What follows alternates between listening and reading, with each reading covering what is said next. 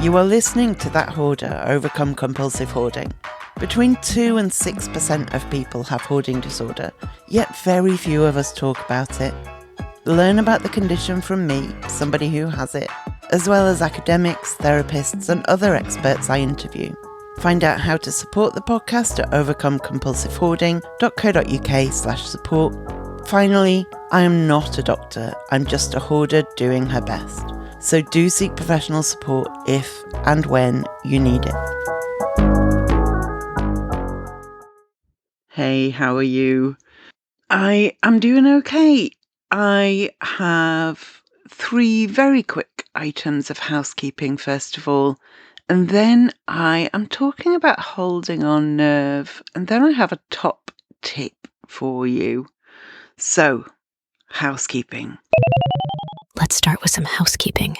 Number 1, the next Dehoarding Accountability Zoom sesh is on Friday the 19th of September.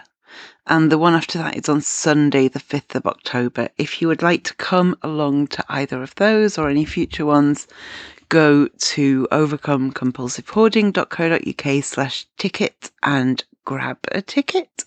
You get to spend an hour and a half in the company of me and other attendees as we chat about all kinds of things and get on with some dehoarding at the same time. It would be lovely to see you there. Number 2, thanks to you, the podcast has gone past 400,000 downloads. This is absolutely wild to me. I can be more precise. As of last weekend, 410,654 downloads. It blows my mind that many people have downloaded and listened to the podcast. And I hope it means that I'm doing something right. And thank you so much for all your support with it. And number 3, if you are on Instagram and not following me there, do. I am at That Hoarder Podcast and I share nice things that you might like. So, today, talking about holding on nerve. I increasingly think that there can be a gulf between making a decision to do something and actually doing it. There are a lot of difficulties around dehoarding, around not acquiring, and sometimes we have great intentions and then act in a way that is more in line with hoarding behaviours than not, despite the best of intentions. And there's a whole lot of reasons for that, but there are also things we can do about it. So I'm talking today about holding on nerve, and in this context that means persistence. It means sticking with the healthy, productive decisions we've made, managing urges, and not giving in to the patterns that have got us stuck in the first place. So basically, if we set a goal, helping us to stay committed to that goal.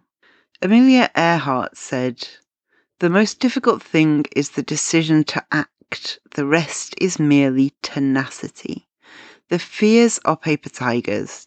You can do anything you decide to do. You can act to change and control your life." And paper tigers in this context means something that might look or seem powerful, but is actually ineffective and not powerful. And so I'm going to look at this idea of making a decision to do something and then holding on nerve and actually doing it in today's episode. So what holding on nerve can mean in a hoarding disorder can be resisting acquiring things, whether that is something on sale in a shop, whether it's something that someone's left outside their house with a piece of paper sellotaped to it that says free, whether it's browsing Etsy late at night and grabbing something cute. It's also about being able to tolerate and endure the discomfort that we can feel when we're dehoarding. And it's about staying committed to the goals we have set. Because often we have great long-term vision, but then can still make bad decisions when the short-term urge hits. So it's about remembering any goals we've set or decisions we've made about how we want to do things and staying true to them, not just having good intentions, but actually changing the way we act as well. And this is really crucial because if we see hoarding behaviours as a kind of coping mechanism, they provide, or at least at some point provided, some kind of relief or some kind of comfort or some kind of reassurance. Now, it may be that that's not the case anymore, but I would suggest it probably at least was at some point. Otherwise, the hoarding behaviours wouldn't have stuck. If it did nothing for us, we wouldn't have started doing it. Now, it may be that we're in a kind of pattern now that feels intractable and it's not actually providing any relief, but we're still doing it because it's familiar and it's a habit and we don't know how else to do things. But I tend to think that it either gives us something or at some point it gave us something that we didn't feel able to get elsewhere. And different things stick for different people. I can have one drink and stop. Some people can't. For me, drinking never especially did anything to make me feel like it helped me cope. Whereas other things, like self-harm, like hoarding, are things that did do something for me and so did stick.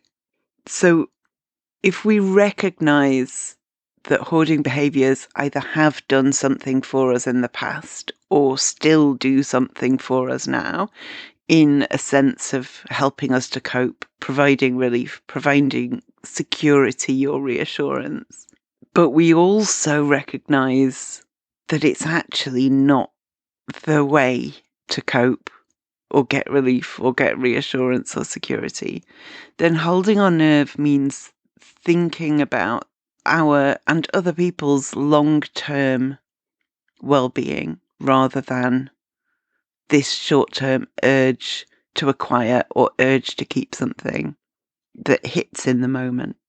So some of it is about breaking this cycle of acquiring, if that's an issue for you. I know it is for some people and it isn't for others.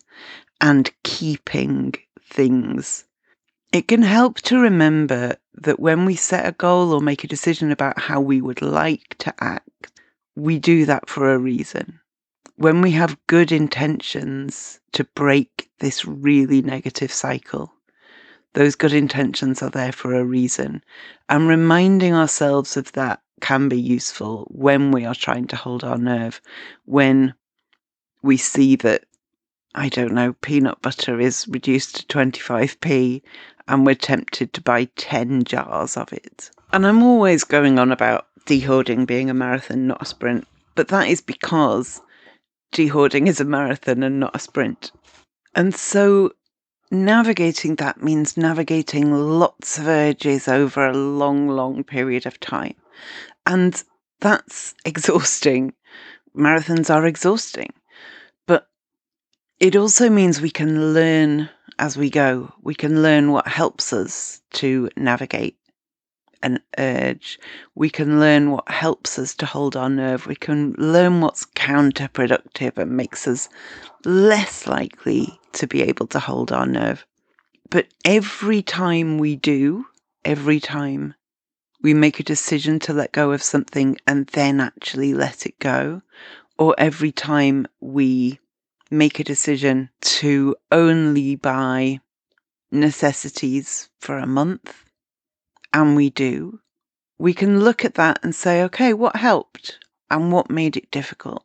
It really, really helped when I went shopping with a friend instead of on my own. Or it really helped when I got things out of the house immediately while I was still powered up and motivated by the decision I'd made, rather than putting it to one side and telling myself I would let it leave the house later. And then what didn't help was when I opened the Etsy app when I was tired and a little bit drunk, or it didn't help when I went to the bargain shop knowing that I can't resist bargains. And we can gather all this data as we go. And so the next time we can use that to make it more likely that we can resist the next urge. So Earhart's quote said that the most difficult thing is the decision to act. The rest is merely tenacity. Now, I'm not sure I agree with this. I'm quite good at making decisions to act and not always so good at following through. However, I may be an outlier. If it is true for you that the hardest bit is making the decision, then take comfort in the fact that when the decision is made, you're over the worst. You're over the hump. The rest is merely tenacity. Now, I agree with that half of it. Acting on the decisions we make is tenacity. And it's also a way to honour the commitment we originally made. Taking action after making a decision is respectful of the version of us who made that decision. We have done a hard thing in deciding to let something go, or deciding to not go in the pound shop or not open Amazon. And if we then stick to that decision, that is honouring what past us wanted. And that's worth thinking about, because we made that decision for good reason. Based on the knowledge and information we had at the time, of course. And we make bad decisions as well, of course. But if we make a positive decision that has the possibility of improving and enhancing our life, then when we look back at when we made that decision, whether it was 10 minutes ago or 10 months ago, we can honour that person by doing our best to stick to it. It can help as well to remember why we made the decision we made. Was it because we're sick of how we live? Was it because we're going to face some kind of negative consequence because of how we live? Was it because we just want better for ourselves or our children or our partners? Was it because we tripped over a box for the 100th time and we just had it? Was it because we want to move around our kitchen more easily? Was it because we want to invite friends over? Thinking about the why can remind us that we didn't make this decision to punish our future selves. We didn't make this decision to be mean. We made this decision for good reason. And remembering that it wasn't just a flippant, not thought through plan can help us to respect the decision we originally made. And that tenacity that Earhart talked about, that holding of our nerve, it's not about getting it all right. It's not about never making a mistake. It's not about perfection.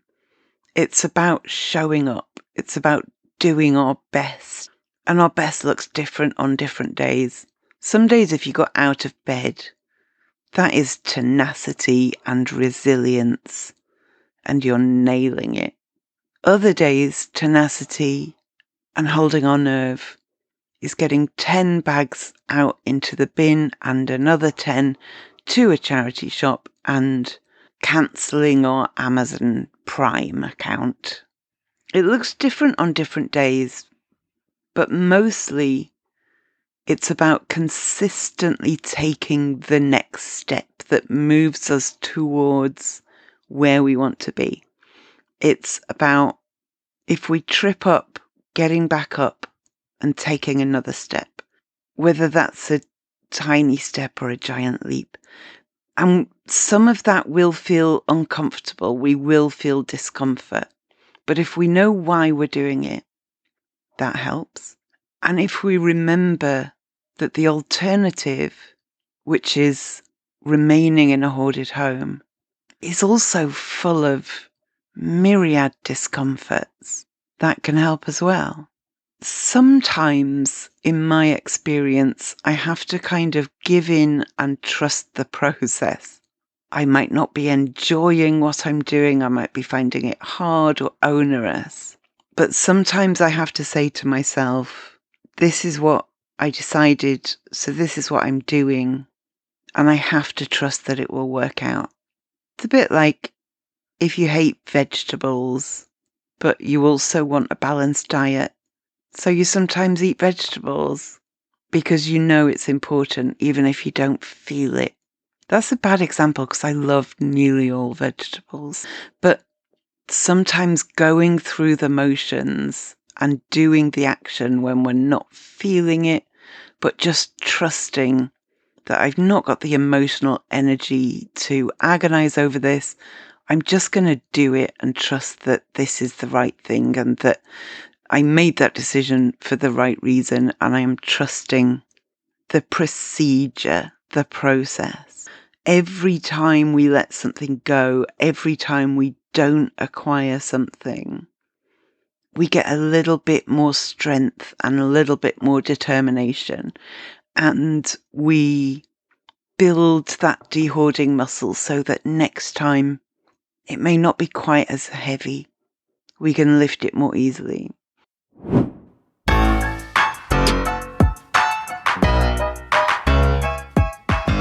Dehoarding darlings are podcast listeners who get access to extra from me. I write a bonus post every month with a bit of an update from me, additional links, answers to extra questions from guests, some recommendations, and a dehoarding playlist. You can become a dehoarding darling and help to support the podcast, as well as getting this bonus monthly post at overcomecompulsivehoarding.co.uk/darling. It's definitely worth looking at things that make it harder to hold our nerve. Because if we know that there are triggers, be it somewhat internal, somewhat external, then we can brace ourselves and be more intentional about holding our nerve so that we don't get carried away in a trigger and forget that we ever made a decision in the first place. So some of the internal triggers that can cause us to lose our nerve are overwhelm, decision fatigue, we've just done too much, or it all feels too much. The emotional attachment to items, physical exhaustion from dehoarding. If we're already feeling very anxious or depressed or struggling in some way, that can definitely make it harder to hold our nerve and easier to lose our nerve. A lot of the very common thoughts about what if I need it, what if I regret getting rid of it, and things like fatigue, burnout, executive dysfunction all contribute to losing our nerve. But there are external triggers as well. That might be a particular shop for you or a particular website. It might be going to a car boot sale on a Sunday morning. It might be your favourite brand having a sale. It might be pressure from others who maybe aren't comfortable with you changing. Sometimes people around us get uncomfortable when we start doing things differently because they want us to be the person they've always been familiar with, and so they can resist changes in us, and we sense that, and that can be harder then to resist pressure. Any kind of sense that we feel discouraged or overwhelmed or burnt out, all those external triggers come in, like all Achille items being suddenly very reduced in price. But if we know that those things trip us up, then we're more equipped to deal with them when they come. So let's think about how we can hold our nerve, how we can tame those paper tigers. Acknowledging what we're feeling and acknowledging any urges we're feeling is a great start. Sometimes just naming it takes its power away. Saying, oh, I think I want this thing, but actually, I think I'm hungry and irritable and I feel like this will make me feel better, but it won't. What I actually need is a sandwich and a sit down. But identifying what's going on and acknowledging it to ourselves. Oh, this is that pattern. This is that thing I do when I'm stressed, or this is that thing I do when I've smoked weed, or this is that thing I do when I'm feeling rejected. It takes some of its power away. Any of those nervous system calming techniques can help as well. You may have some favourite ones already that help you to deal with anxiety, but things like grounding techniques, things like having an object or a space that brings you calm, like Jan and I talked about in a previous episode. Things like breathing exercises, things like self-talk, anything that helps to kind of regulate your nervous system can be incredibly useful when we are trying to hold our nerve. And also sometimes just allowing ourselves to feel what we feel without taking action on it. We can say, okay, I can see that I feel like I need to keep this. Doesn't mean I have to keep this, but I'm just recognizing that that's my feeling. I'm still going to act differently, but like, hello, feeling. I see you. I don't think you're right in this circumstance, but I hear you. What if I need it is a big question for a lot of people who hoard.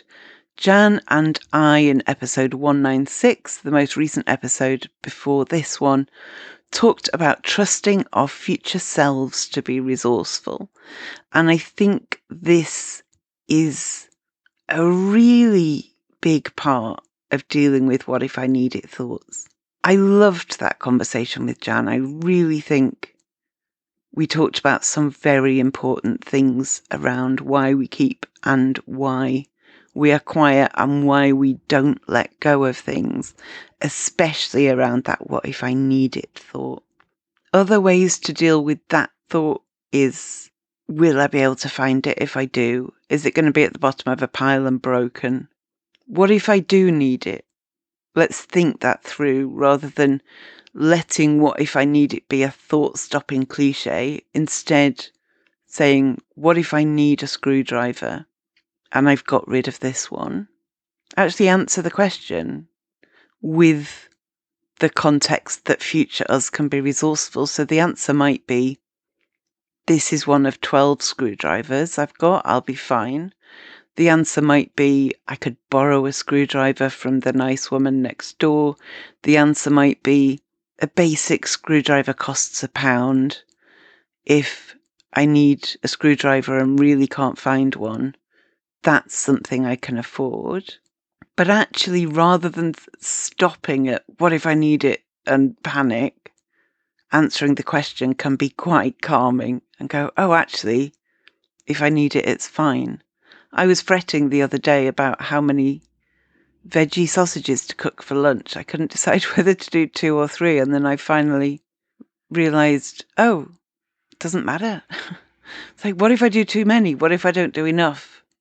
And that was my panic. But when I answered those questions, I was like, well, if I do too many, I'll have slightly too much food.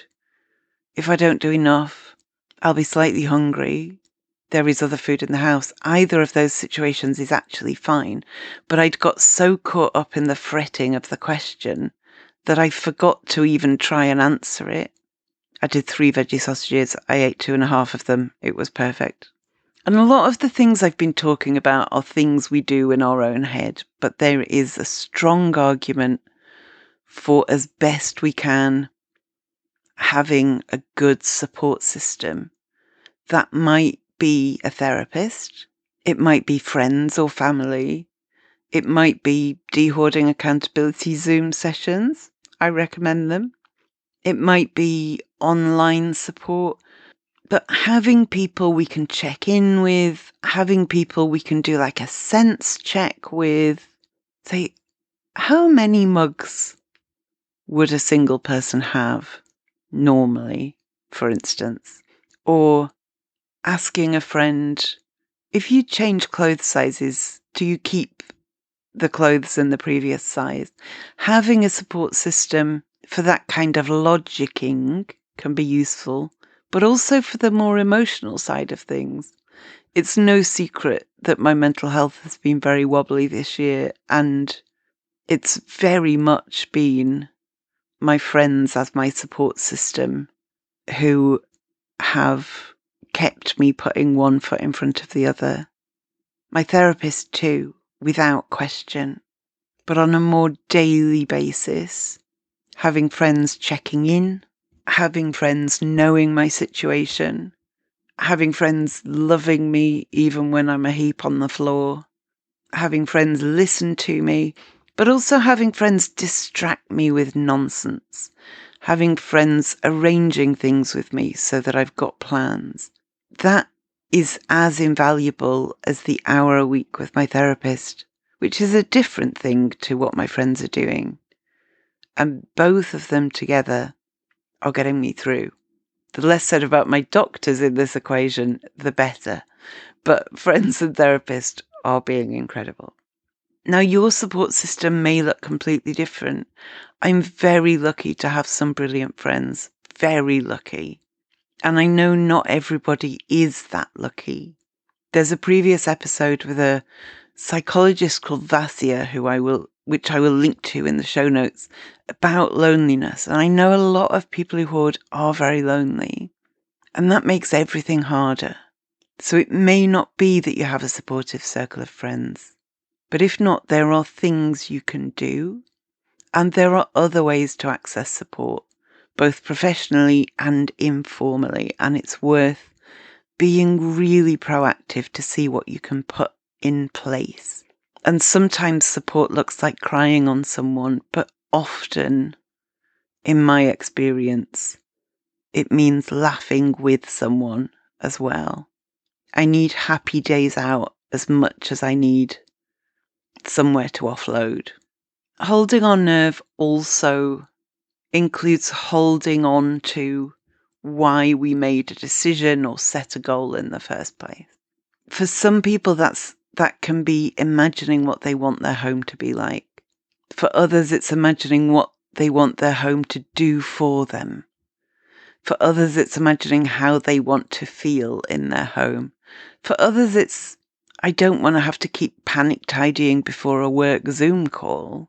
It can be any number of big, lofty goals or tiny, immediate goals. But if we make a positive decision to move ourselves forward and then we're wobbling over that decision, remembering why we made the positive decision can help. Some people even have like a Pinterest board of motivation or a Pinterest board of spaces they love the look of that they would like to emulate. And it's really, really important through all of this to have compassion for ourselves, whether we are successful in holding our nerve or not.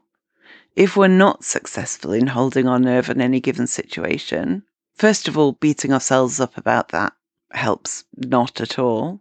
Secondly, we can look at it afterwards and say, okay, what happened there that meant I lost my nerve? What was the trigger? Or where was the point at which I gave up on my goal? And what can I learn from that to try and avoid that happening again in the future? Forgiving ourselves. I've talked about this in a previous episode as well. Forgiving ourselves, but vowing to do our best to do better next time is really key, I think, in this whole process. Because we're going to get it wrong. We're going to give in to urges. We're going to make very wise, wholesome decisions and then do exactly the opposite. But the more we can not turn that into a self-flagellation session, and the more we can look at it objectively and say, okay, where did that go wrong? Where was that point where I flipped from good intentions to I don't care? And how can I avoid that tipping point in the future? Planning. If we know what our triggers are, we can also plan. Only go in that shop with somebody else. Never go in that shop get things out of the house quickly when you've decided, pace yourself, all of these things that, depending on what your triggers are things you can plan to avoid in the future. Holding on nerve can be a critical tool in dehoarding our homes. It can make the difference between actually moving the needle and not, or moving the needle forwards versus moving the needle backwards.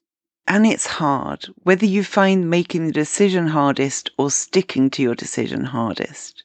There's a whole process to get through to take positive action. But the more we understand about which bit of that process might trip us up, the more equipped we are to avoiding that same stumbling block in the future. It's top tip time. Now, my top tip this week came from someone who attended a Dehoarding accountability Zoom session recently. And this person recommended an organisation called Action for Happiness. And in particular, every month they release a calendar that you can access for free. And every month has a theme, and there's like a task or a tip for every day. So this episode is coming out on Friday, the 12th of September. And so their tip in today's calendar is get active outside and give your mind and body a natural boost. The theme for September is Self-Care September. And these tips are gentle. This is not a toxic positivity situation. So tomorrow's tip is be as kind to yourself as you would to a loved one.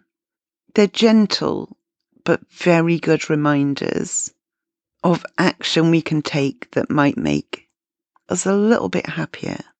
And this month's theme is self-care, but every month it's a different theme. And it's translated into a whole range of languages. So if you want the calendar in Azerbaijani, if you want it in Swedish, if you want it in Welsh, all of that's there. So you can find the Action for Happiness website at actionforhappiness.org, and you can find the calendar at actionforhappiness.org/calendar. So that is my top tip this week. So thank you to that person in the Dehoarding Accountability Zoom. I really like it. Okay, thank you for listening, and I will speak to you next time.